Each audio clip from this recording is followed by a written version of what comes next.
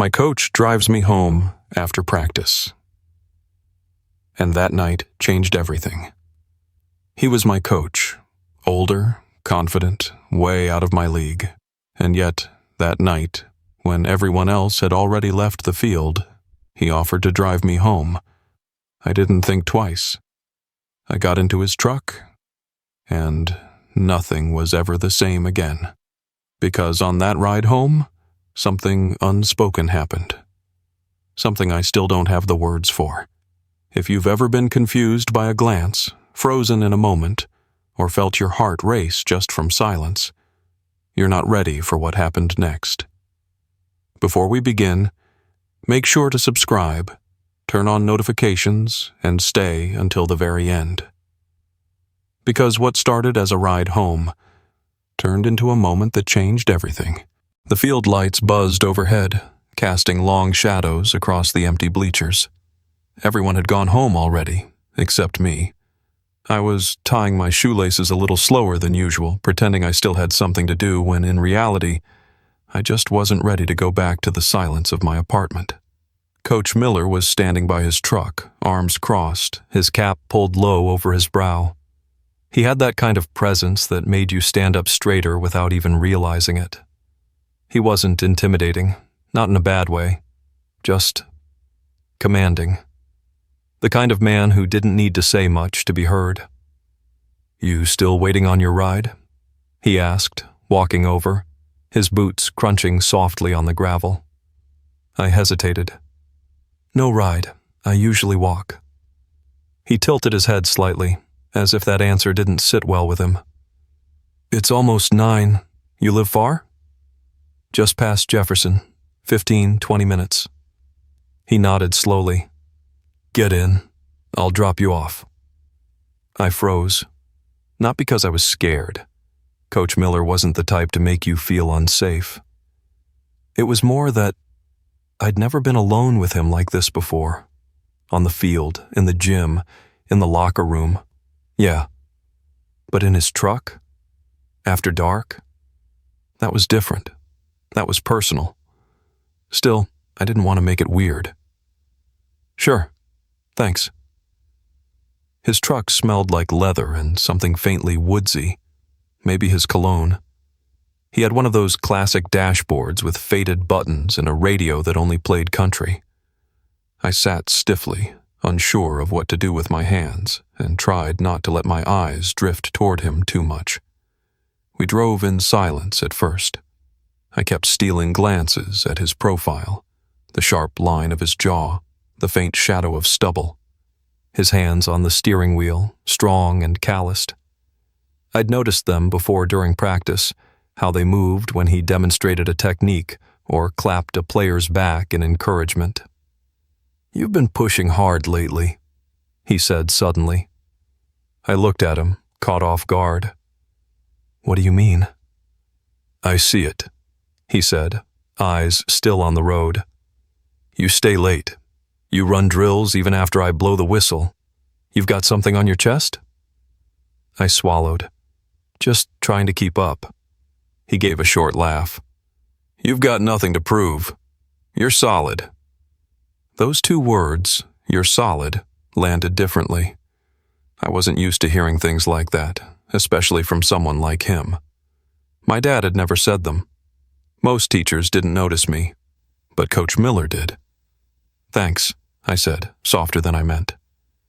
We turned onto my street, the familiar curve of houses sliding past. I didn't want the drive to end. It was ridiculous, I know, but sitting beside him in that quiet cab, with the hum of the engine and the occasional tap of his fingers on the wheel, felt safe, almost too safe. He pulled up in front of my building and shifted into park. "You good?" he asked, turning to face me. Our eyes locked. I nodded, but something in my chest felt tight. "Yeah, thanks for the ride." I reached for the door handle, but stopped when I heard him say, "You know, you ever need to talk about anything, you can." My hand froze. I looked back at him. "Even if it's not about football?" I asked, half joking, half serious. "Especially if it's not about football," he replied. The way he said it, it wasn't casual. It wasn't something you throw out just to be nice. It was open, intimate, even. I didn't know what came over me, but I stayed there, my hand off the handle now, my body angled slightly toward him. "Coach," I started, not even sure what I wanted to say. But just then a car pulled up behind us, headlights flooding the interior of the truck. It broke the moment clean in half. "I should go," I muttered. He nodded. "Night, kid." I got out and shut the door behind me, walking slowly to the steps of my building. I didn't look back until I heard the rumble of his engine pulling away. And when I did, he was still watching me. The next day at practice, I tried to act like everything was normal. I tied my cleats, stretched with the guys, ran my drills, same as always. But I felt it. That tension, that weight in the air, like a song I couldn't get out of my head. Every time I looked over at Coach Miller, my chest tightened. He was the same as always. Focused, controlled, his voice cutting through the wind as he barked out plays and instructions. But I wasn't the same. That drive home had done something to me, or maybe just confirmed something I'd been trying not to admit. It wasn't just admiration I felt for him. It wasn't just respect. It was something deeper, something closer to need. After practice, I lingered again, grabbing a water and pretending to check my phone while the others slowly filtered out. I knew it was stupid, but part of me hoped he'd offer another ride. He didn't. He just gave me a nod and walked past, towel over his shoulder, headed toward the staff lot. That should have been the end of it. But then he paused. "You left your hoodie in my truck," he said, turning halfway back toward me. I blinked. "Oh, right. I didn't even realize." He didn't say anything else, just waited. I followed him, heart thudding in my chest like it wanted out. We didn't talk as we walked. The silence between us wasn't uncomfortable exactly. It was charged.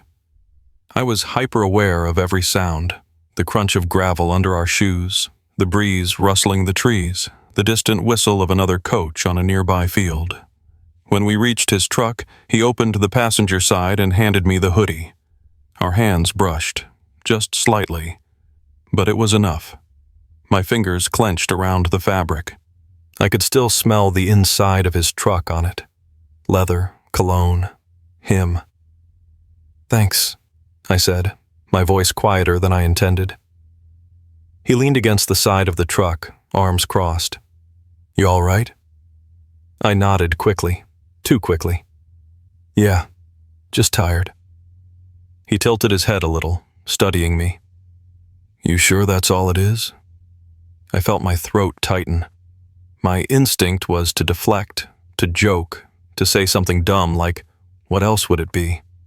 But instead, I stood there, hoodie clutched to my chest, and met his eyes. "You said last night I could talk to you about anything," I said, barely above a whisper. He didn't look away. "I meant it." I looked down at the hoodie in my hands, trying to find the words. "I don't know what's wrong with me," I began, voice shaking slightly. "I keep thinking about stuff I probably shouldn't. Stuff that doesn't make sense."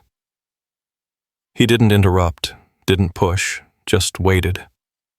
"I think I feel things," I continued. "Things I'm not supposed to feel, about someone." When I looked up again, his expression had changed. Softer, more guarded, but not shocked, not angry. "Who told you you're not supposed to?" he asked. I shrugged, eyes burning. "I don't know. Everyone? My dad, school, church, whatever. It's like this thing in my chest I keep trying to bury, but every time I see him, it just comes back." Silence again. A long one. Then he said, "I've been where you are." I looked at him, startled. He nodded slowly. "That feeling like you're stuck between who you are and who the world expects you to be. Yeah, I've lived it." I wanted to ask 100 questions, but I couldn't speak. My head was spinning. "I can't tell you what to feel," he added. "But I can tell you, it's not wrong. You're not wrong." Something cracked open in me then. Not all the way, but just enough to let the light in. And just as I was about to say something back, something honest, something I'd never said out loud before, we heard footsteps approaching. Fast. Loud. Too close. Coach straightened. I spun around. One of the assistant coaches was walking toward us, clipboard in hand, clearly not expecting to see the two of us standing so close. "Everything all right here?" he asked, eyebrows raised. Coach's voice was steady. "Yeah, just giving him something he left in the truck." The man nodded, but the way his eyes moved between us made something inside me go cold. I mumbled a quick goodbye and turned away, walking back toward the gym, heart pounding in my ears. Something had shifted, and now someone else might have seen it too. After that afternoon by Coach Miller's truck, I felt different. It wasn't just the fact that I'd come so close to saying the words out loud. It was that someone else might have seen it. The way the assistant coach looked at us, like we were doing something wrong, stuck with me the rest of the night. I didn't sleep much. Every time I closed my eyes, I replayed the conversation over and over. His voice saying, "You're not wrong," that kept echoing. But so did the way he suddenly pulled back when someone approached. Like a door was starting to open, and then slammed shut again. The next few days, I tried to avoid him. Not because I didn't want to see him. God, I wanted to. But because I didn't know how to look him in the eye without showing everything I felt. I was afraid of what he might say. Or what he might not say. He didn't push. He kept his distance. On the field, he treated me like every other player. No extra glances, no lingering words, just, "Good run, Maddox," or "Watch your left side." That was it. It hurt more than I expected. By Friday, I couldn't take it anymore.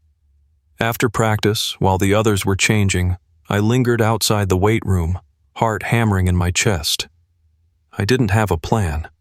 I just needed to see him. I waited until I heard his voice through the cracked door, low, calm, talking to one of the assistant coaches. I hesitated, then stepped back. I was about to turn around and leave when I heard his voice call out, "Maddox!" I froze. He'd seen me through the glass. "You need something?" he asked, stepping into the hallway, arms crossed again like he always did when he was trying to read someone. I nodded slowly. "Can we talk?" He glanced toward the room, then back to me. "Give me 5 minutes." I waited outside, tried not to let my legs shake. When he came back out, he didn't say a word, just motioned with his head and started walking. We ended up in the equipment shed behind the field. Quiet, empty, the perfect place not to be seen. He closed the door behind us. The smell of rubber and old gear filled the air. "What's on your mind?" he asked. "I can't stop thinking about it," I said. "About what I almost said. About what you said." He didn't respond. "Just let me speak." "I've felt like this for a while," I went on. "Like there's this version of me that I'm hiding from everyone, from my friends, my family, even myself. But when I'm around you," I swallowed. "It's harder to pretend." A muscle in his jaw twitched. "Look," he said carefully, "you're young. You're figuring yourself out. That's okay. But you need to be careful with this. With me." "Why?" I asked. "Because you're my coach?" "Because this isn't simple," he said, his voice lower now. "Because I have to think about more than just how I feel." That word, feel, wasn't lost on me. I stepped closer. "You do feel something." He didn't deny it, didn't confirm it either. Just looked at me, like he was weighing the consequences of every breath, Then, quietly, he said, "You make it hard, Maddox." My breath caught. He stepped back like he regretted saying it, ran a hand through his hair.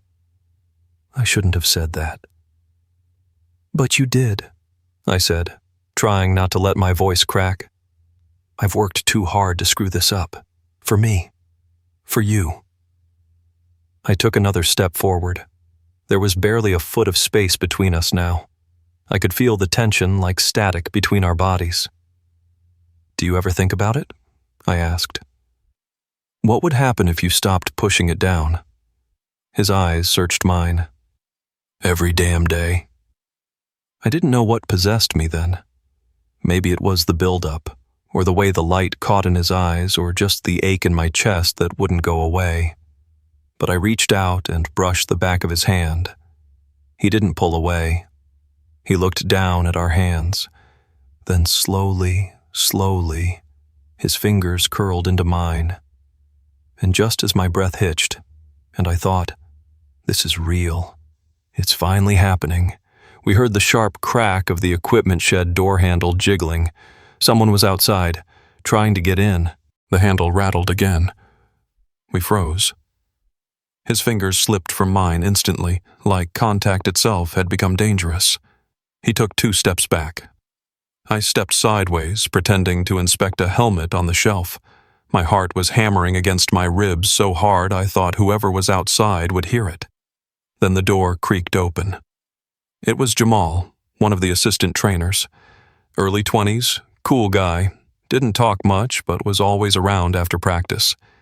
He raised his brows when he saw us inside. "Oh, sorry," he said, glancing between us. "Didn't know anyone was in here." Coach cleared his throat, voice calm. "Just grabbing some inventory. Maddox was helping." Jamal nodded. "All good. They wanted you in the office, Coach. Something about next week's tournament." "Thanks. I'll be there in 5. Jamal gave a quick wave and closed the door behind him, the latch clicking back into place. Silence again. But it wasn't the silence from before. Now it was jagged, tight. Coach turned to me, jaw tense. "This can't happen again," he said, voice low. I blinked, the sting behind my eyes catching me off guard. "Why?" "You know why." "Because of him?" I asked. "Because he saw us standing near each other in a room?" "Because I almost forgot who I'm supposed to be." I swallowed hard. "So, I'm a mistake now?" He ran a hand down his face, exhaling. "That's not what I said." "But it's what you meant." "No," he snapped, then lowered his voice again. "No, Maddox, you're not a mistake. But this is a situation I can't control. I don't want to be the reason your name ends up in some rumor mill. Or worse, on a report." He looked exhausted. Not just physically, like he was fighting himself in every word he spoke. I tried to breathe through the knot forming in my throat. "So what are you saying?" "I'm saying we keep our distance. No more late talks, no more rides. You've got a future. Don't let it get clouded because of me." I wanted to shout or cry, or both. But I just nodded, numb. I left the shed without another word. Didn't look back. The following week was a blur. Practice. School. Practice again. Coach Miller barely looked my way. He didn't avoid me completely, but the shift was obvious. He spoke to me only when necessary. Short, clipped instructions. The warmth that used to linger in his voice. Gone. I couldn't focus on anything. I fumbled plays I usually nailed. I skipped dinner 2 nights in a row. I felt like I was floating outside of myself, watching the days pass without meaning. And then, just when I thought I was starting to get a grip again, something else happened. A letter. In my locker. No name. No handwriting I recognized. Just one line. You and Coach Miller seem close. People are starting to notice. My blood went cold. I looked around the locker room like I was suddenly being watched. No one seemed suspicious. Just guys joking around, changing, texting, heading out. But the note in my hand was real. And whoever wrote it knew. I crumpled it up and shoved it deep in my bag, pretending nothing was wrong. But everything was wrong. I couldn't concentrate. I didn't know who to trust. And worse, I didn't know if Coach had gotten something like it, too. I waited until practice ended and followed him to his truck. Not too close, just enough to catch him before he left. "Coach!" I called out. He turned, surprised. "Maddox, we need to talk." His eyes scanned the lot. Empty, except for a few cars. "Get in," he said, unlocking the passenger side. We sat in silence for a moment before I reached into my bag and pulled out the note. Handed it to him without a word. He read it. Didn't react right away, then folded it carefully and placed it on the dash. "I figured this would happen eventually," he said. "You think someone's watching us?" "I think someone's guessing, and that's already dangerous enough. What do we do?" He looked over at me. Really looked at me, for the first time in days. "I don't know." And that was the first time I'd ever heard fear in his voice. After that night in his truck, things didn't go back to normal, but they didn't fall apart either. Coach Miller didn't avoid me like before. His eyes met mine again, cautiously, and I noticed things, little things, the way he stayed longer on the field after everyone left, the way he hesitated before calling out to me, the way he lingered at the end of practice like he wanted to say something but didn't. I kept the note hidden. I didn't tell anyone. But the weight of it was always there. A week later, after our final scrimmage, he called me over while everyone was heading to the locker room. I could feel eyes on us, could feel the tension, but I followed him anyway. We stood by the edge of the bleachers, far enough away from everyone else. My heart was pounding again, like it always did around him. "I've been thinking about what you said," he began, keeping his voice low. "About pushing things down." I swallowed. "Yeah? I've been doing that my whole life." He looked away, down at the field. His voice grew softer. "I've loved this job. The structure, the rules, the safety in being invisible." Then he looked back at me. "But you came in and made all of it feel small." I didn't speak. I couldn't.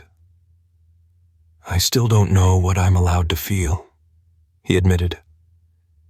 "But I know what I want to feel. And that's different." I took a step closer. "Then feel it." He hesitated, just for a breath, and then he reached out and touched my hand again, just a touch, not hidden this time, not rushed, and not afraid. We didn't kiss that night. We didn't rush anything. But something changed. The wall between us didn't just crack. It came down, quietly, slowly, like the truth had finally gotten too heavy to carry alone. For the first time in weeks, I felt calm. Not because everything was fixed, or because we had all the answers, but because we weren't hiding from ourselves anymore. After everyone left, we sat on the back of his truck, legs swinging, the night air cool against our skin. "I used to think I had to be someone else," I told him, "to survive, to be accepted." He nodded. "Me too." There was a silence, but it wasn't uncomfortable. It was grounding. "I'm still scared," I admitted. "So am I," he said. "But being afraid isn't a reason to run anymore." I looked at him. Really looked. The coach I used to admire from a distance, the man who once felt untouchable, was human now. Flawed. brave, just like me. "Is this going to get us in trouble?" I asked. "Maybe," he said honestly, "but I'd rather live with the risk than regret never being honest." We didn't need a label. We didn't need to explain it to anyone yet. What we had, what was starting, belonged to us. And that night, when he dropped me off again, I didn't rush out of the truck. I stayed a second longer, looked at him, smiled, and he smiled back.